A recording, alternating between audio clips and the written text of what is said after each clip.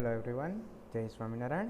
I am Nishit Chotalia from Sri Swaminarayan Institute of Technology, Part Gandhinagar, representing the practical session for the subject design of AC machine SAM7 electrical, in which for the practical sessions we are going to discuss our next topic is the design for the turbo alternator. In previous case we studied the design of the submersible motor. Clear? Okay.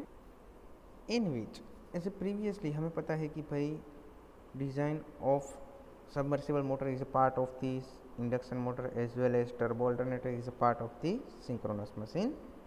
So let us start with the design for the turbo alternators, जो कि previous case में भी मैंने यही चीज़ आपको बताई थी कि भाई इसमें क्या फ़र्क रहता है या फिर क्या होता है कि भाई ये जो आपका सिंक्रोनस मशीन है या फिर इंडक्शन मोटर के टाइम पे सबमर्सिबल मोटर में मैंने ये बताया था कि वो एक इंडक्शन मोटर ही है जो कि सबमर्सिबल मोटर है, लेकिन उसकी एप्लीकेशन थोड़ी डिफरेंट है.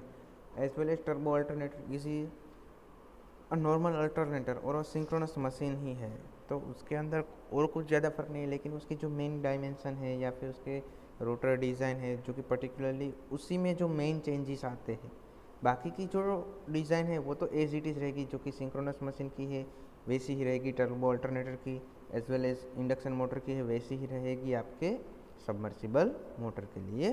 सो let us start with the our next point. तो यहाँ पे फर्स्ट है आपका मेन डायमेंशन, जो कि हमें पता है कि मेन डायमेंशन की हम बात कर रहे हैं. तो मेन डायमेंशन में यहाँ पे क्या चेंजेस आएंगे, तो कि जो टर्बो अल्टरनेटर कहाँ पे यूज़ होता है, जो कि हम ईपीजी आपका सब्जेक्ट था इलेक्ट्रिकल पावर जनरेशन या फिर पावर सिस्टम्स में या फिर इंटरकनेक्टेड पावर सिस्टम सब्जेक्ट में भी आपको पता है कि टर्बो अल्टरनेटर्स कहाँ पे यूज़ होते हैं. तो पर्टिकुलरली जब हाई स्पीड और लो स्पीड टर्बो अल्टरनेटर्स होते हैं तो यहाँ पे लो स्पीड टर्बो अल्टरनेटर की डिज़ाइन में हमें क्या डिफरेंस रहेगा जो कि मेन डायमेंशन में.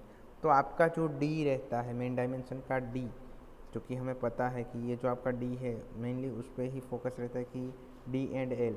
तो अभी हम पहले मेन डायमेंशन में कैसे वेरिएशन आते हैं या फिर कैसे अफेक्ट करता है वो देखेंगे. देन आफ्टर लेंथ के लिए जो कि डायमेंशन में डी और एल के लिए हम पहले देखेंगे और बाकी के जो भी पैरामीटर्स में वेरिएशन है उसे डिस्कस करते जाएंगे. तो लो स्पीड टर्बो अल्टरनेटर के लिए हम बात करें कि डायामीटर है तो वो स्पेसिफिकली पेरिफेरल स्पीड के ऊपर डिपेंड करता है, जो कि पेरिफेरल स्पीड क्या है, जो कि उसका इक्वेशन भी हमने बताया और उसकी थियरी भी हमने डिस्कस की है कि भाई उसकी पेरीफेरी पे जितनी बार वो सर्कुलेट करता है या फिर रोटेशन करता है उसे हम पेरीफेरल स्पीड करते हैं, जो कि उसकी पेरीफेरी बनती है पाई इंटू डी या फिर 2 पाई इंटू आर.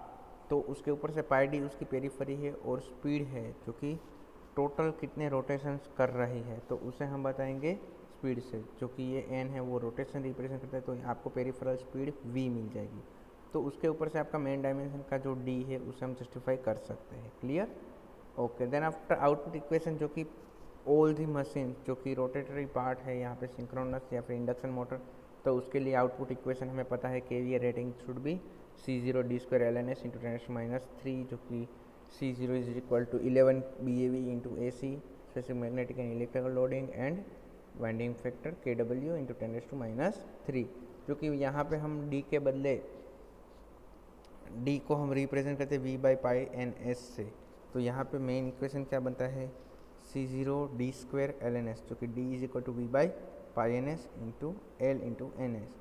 तो यहाँ पे NS NS कैंसल आउट हो जाएंगे तो उसका सिंप्लीफिकेशन फॉर्म क्या बनेगा 11 into AC into BAV into KW into V square upon pi NS into L into 10⁻³ Y. Because यहाँ पे सबसे इम्पोर्टेंट चीज़ है कि भाई पेरिफेरल स्पीड के ऊपर से हम ये चीज़ डिराइव कर रहे हैं या फिर उसको डी एंड एल को जस्टिफाई कर रहे हैं. तो इसके ऊपर से आपका जो डी कैसे अफेक्ट करता है वो हमने यहाँ पे देख लिया.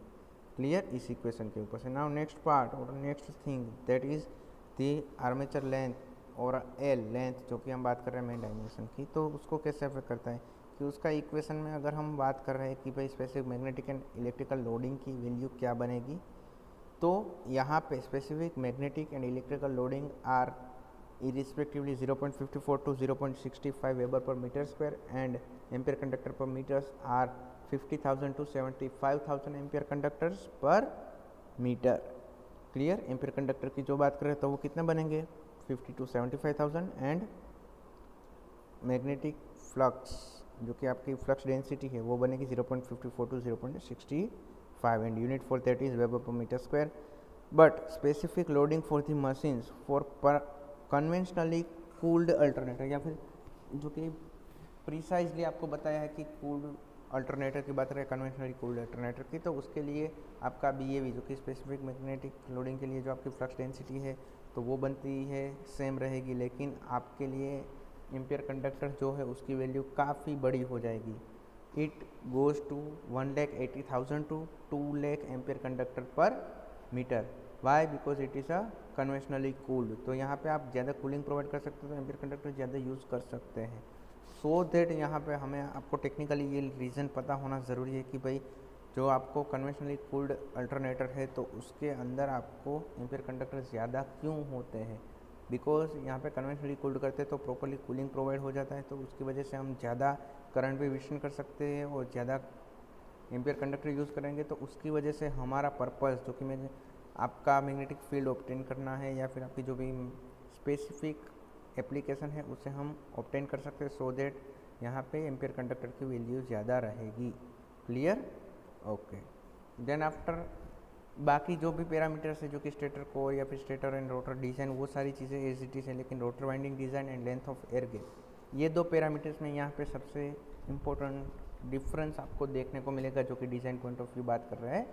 तो यहाँ पे लेंथ ऑफ एयर गैप की बात करें तो लेंथ ऑफ एयर गैप का इक्वेशन है Lg/τ दैट शुड बी 0.02 या फिर L/τ जो कि हम थियरी या फिर न्यूमेरिकल या फिर separation of the D and L के टाइम पे न्यूमेरिकल सॉल्व किए थे। उस टाइम पे हमने बताया था कि L/τ ratio should be 0.02 to 0.025 for the case of the turbo alternator. Clear? Okay. And उसकी वैल्यू हम कहाँ से फाइंड कर सकते जो कि SCR के ऊपर से भी ऑब्टेन कर सकते हैं। यहाँ पे ये जो L/τ की वैल्यू दी है सेम वे यहाँ पे MMF फॉर एयर गैप जो कि इक्वेशन पता है 8 lakh BGLG into kg, length of air gap, gap contraction factor and gap density. Clear? So यहाँ पे जो कि पता है कि फील्ड के लिए हम बात करें एम्पियर टर्न्स या फिर MMF की, तो फील्ड के लिए आपका कितना रहेगा कि 80% of no load field MMF। Clear? तो 80% यहाँ की जो कि आपका एयर गैप का है तो वो यहाँ पे 80% जितना होना चाहिए। और यहाँ अगर हम SCR के टर्म्स में बात कर रहे हैं कि भाई फील्ड MMF को जस्टिफाई करना है या फिर उसे बताना है तो वो कितना रहेगा, the value for the ampere turns या फिर MMF फॉर दी फील्ड या फिर नो लोड फील्ड, पर्टिकुलरली यहाँ पे 0 है तो आपको नो लोड बताएगा और F मतलब फील्ड, तो MMF for field that should be MMF for air gap into SCR, जो कि ये इक्वेशन आपको मिलेगा। और यहाँ पे जो कि आपको MMF है जो कि एयर गैप का, तो यहाँ पे कितना बनेगा AC इंटू τ/2। क्लियर? ओके। और SCR की वैल्यू कितनी रहती है 0.05 टू 0.07। क्लियर? ओके। और यहाँ पे BG जो कि गैप डेंसिटी है वो average flux density divide by gap contraction factor KF से यहाँ पे आपको डिनोट किया है, और उसी इक्वेशन को हम जस्टिफाई करके लेंथ ऑफ एयर गैप का इक्वेशन डिनोट करेंगे। तो यहाँ पे 8 लाख BGLG kg का इक्वेशन है और वो कितना होता है 80% of no load MMF, no load field MMF। तो उसके ऊपर से आपको क्या मिलेगा, लेंथ को सब्जेक्ट बनाएंगे तो ये इक्वेशन आपका सिंप्लीफाइड होने के बाद फाइनली आपको ये इक्वेशन इस टर्म्स में आपको मिल जाएगा। क्लियर? ओके। जैसे कि यहाँ आपको सिंप्लीफिकेशन में भी पता है कि यहाँ 8 इंटू 10⁻⁻1 कर देते हैं तो यहाँ पे 1 0 बढ़ जाएगा, लेकिन यहाँ पे 8 और 8 कैंसिल आउट हो जाएगा और डिवाइड बाई 2 तो 1/2 मतलब 0.5 ACR into AC into tau divide by kg BG into 10⁵, और एक यहाँ से 0 आया वो तो 10⁶ बन जाएगा। तो ये इक्वेशन सिंप्लीफाइड फॉर्म में क्या बनेगा 0.5 ACR into AC into tau divide by kg BG into 10⁶। Clear? Okay. So finally ये इक्वेशन हमने यहाँ पे बताया है। और यहाँ पे एक और चीज़ यहाँ पे बताना चाहूँगा कि armature slot winding transfer phase and conductor design of the turbo alternator are same as the salient pole alternators, जो कि इसीलिए मैंने यहाँ पे आपको ये लेक्चर या फिर सेशन के स्टार्टिंग में यही चीज़ बताई थी कि आपका जो मेन डायमेंशन या फिर जितनी चीज़ें आपको वेरी होती है डिज़ाइन पॉइंट ऑफ व्यू वही चीज़ें हम यहाँ पे डिस्कस करेंगे, ताकि आपको बाकी की चीज़ों को दूसरी बार दोहराने की या फिर वही चीज़ें एक चीज़ 2 या 4 बार वही करवाने से कोई मतलब नहीं है। उनसे अच्छा है कि जो डिफरेंस है उसे ही हम स्टडी करें। क्लियर?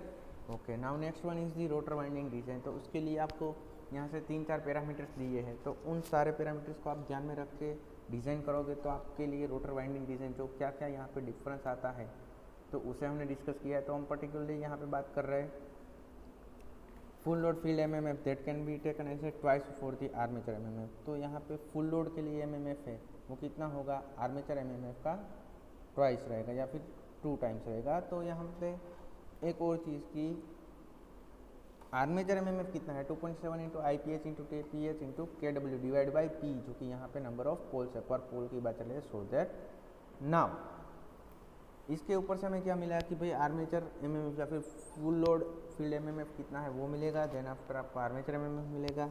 ओके, तो ये आपकी फर्स्ट थिंग हुई रोटर डिज़ाइन के लिए। Now next one is standard exciter voltage that should be VE, उसे हम VE से भी डिनोट कर सकते हैं, EFE से भी डिनोट कर सकते हैं। तो वो कितना होता है कि भाई उसके अंदर जितना भी हम अप्लाई करते हैं तो वो एक्साइटर के लिए कितना रहता है 15 to 20% of the applied voltage that should be kept in the reserve, because हमें पता है कि एक्साइटर वैल्यू या फिर एक्साइटर वोल्टेज हमें प्रोवाइड करना ही करना है। सो दैट अगर हम उसे VE से डिनोट करते हैं तो VE से का इक्वेशन क्या बनेगा कि 80 to 85% of exciter voltage is equal to field coil voltages. Clear? तो ये इक्वेशन भी आप अच्छे से जस्टिफाई कर सकते हो या फिर आपके अंडरस्टैंडिंग पॉइंट ऑफ व्यू समझ में आ गया होगा कि इसका इक्वेशन क्या है। Then after length of the mean term, तो ये इक्वेशन हमें पता है कि हमने यही इक्वेशन जो कि हमारी सिंक्रोनस मशीन की डिज़ाइन में भी यही चीज़ बताई थी लेंथ ऑफ मीन टर्म के टाइम पे कि 2 into L plus 2.3 into T, यहाँ पे टाउ के फॉर्म में है वैसे, लेकिन यहाँ पे मैंने टी लिखा है और ये इक्वेशन बनता है प्लस 0.24। तो यहाँ पे टाउ जो कि क्या बनता है तो हमें पता ही है कि कॉइल स्पान है या फिर effective span for the particularly coil, और EF जो कि वो भी हमें पता है कि EMF का इक्वेशन है। तो उसमें EF को हम कैसे डिनोट करेंगे, current for the field winding into resistance for the field winding. तो आपका यहाँ पे फील्ड कॉइल के लिए आपका EMF कितना बनता है और उसके ऊपर से टोटल एरिया जो कि रेजिस्टेंस के इक्वेशन में क्या है equation R is equal to rho L by A, तो उसके ऊपर से आपका यहाँ पे MMF for the field full load field MMF जो कि into rho into length for mean turn into divide by EMF for the field coil. तो ये सारे पैरामीटर आप जब जस्टिफाई करोगे तो उसके बाद आपकी रोटर डिज़ाइन टोटल कंप्लीट होगी। ये सारे पैरामीटर्स उसके ही है। तो यहाँ पे फील्ड है, वोल्टेज है, लेंथ ऑफ मीन टर्म है, one another parameter is the current density. तो उसके लिए भी हम बात कर रहे हैं कि भाई एम्पियर अगर करंट डेंसिटी को हम डेल्टा से डिनोट करते हैं तो आपका area for the field conductor कितना बनेगा 2 into P number of poles into full load MMF divide by del into F जो कि current density for the field winding है। ओके, सो टोटल एरिया मिल जाने के बाद नंबर ऑफ कंडक्टर्स की बात कर रहे हैं तो वो कितना होगा, तो वही इक्वेशन में आपको सिर्फ एरिया से डिवाइड करना है। क्लियर? ओके, और पर स्लॉट बात कर रहे हैं तो यहाँ पे स्लॉट फॉर दी रोटर यहाँ पे एक और टर्मिनोलॉजी सिर्फ ऐड की है। क्लियर? जो कि स्लॉट फॉर दी रोटर है। तो कंडक्टर पर स्लॉट कहते हैं या फिर नंबर ऑफ कंडक्टर सिर्फ होते हैं। तो ये दोनों चीज़ें आप यहाँ से सिंप्लीफाइड फॉर्म में डायरेक्टली रिप्रेजेंट कर सकते हो। क्लियर? ओके, सो ये चीज़ हुई आपके लिए रोटर वाइंडिंग डिज़ाइन के लिए in case of the turbo alternator. So इसके साथ ही हमारा ये जो सेशन में डिज़ाइन ऑफ टर्बो अल्टरनेटर में हमने क्या क्या सीखा कि भाई जो भी पैरामीटर्स डिफरेंट है जैसे कि मेन डायमेंशन में D and L, then after length of the air gap as well as its rotor winding design. तो यहाँ पे जो वेरिएशन है compare to design of the synchronous machine तो वही सारे पैरामीटर्स मैंने यहाँ पे इंक्लूड किए हैं। तो वही आपको यहाँ पे एक्सप्लेन करने हैं और यही क्वेश्चन या फिर इसे आप क्वेश्चन के तौर पे तो नहीं बता सकते, लेकिन डिज़ाइन प्रॉब्लम जो कि प्रैक्टिकल सेशन का ही पार्ट है या फिर डिज़ाइन है तो ये प्रैक्टिकल सेशन का ही पार्ट है। तो इसको हमने कहाँ पे ऐड करना है कि भाई हमारा जो भी डिज़ाइन प्रॉब्लम 1 था जो कि design of 3 phase induction motor, then after उसी के अंदर हमने इंक्लूड किया था डिज़ाइन ऑफ सबमर्सिबल मोटर, और उसी के बाद ही प्रैक्टिकल 3 या फिर नेक्स्ट प्रैक्टिकल जो कि बनेगा आपका डिज़ाइन ऑफ टर्बो अल्टरनेटर, तो उसको भी आप उसके अंदर ही इंक्लूड कर दोगे। तो इसी के साथ ही आपका ये session for the design for the turbo alternator हम यहाँ पे कंप्लीट करते हैं। वन अदर थिंग कि भाई ये आपका design problem as per the our curriculum काफ़ी इंपॉर्टेंट चीज़ है कि डिज़ाइन ऑफ टर्बो अल्टरनेटर और सबमर्सिबल मोटर, तो एग्जाम पॉइंट ऑफ व्यू भी इम्पोर्टेंट है, प्लस आपके practical session point of view भी काफ़ी इंपॉर्टेंट चीज़ है। So you have to added into your lab session. Okay, till then if you have any queries then you can ask me, or if not then good, till then have a nice day. Thank you. जय हिंद, जय भारत, जय स्वामीनारायण।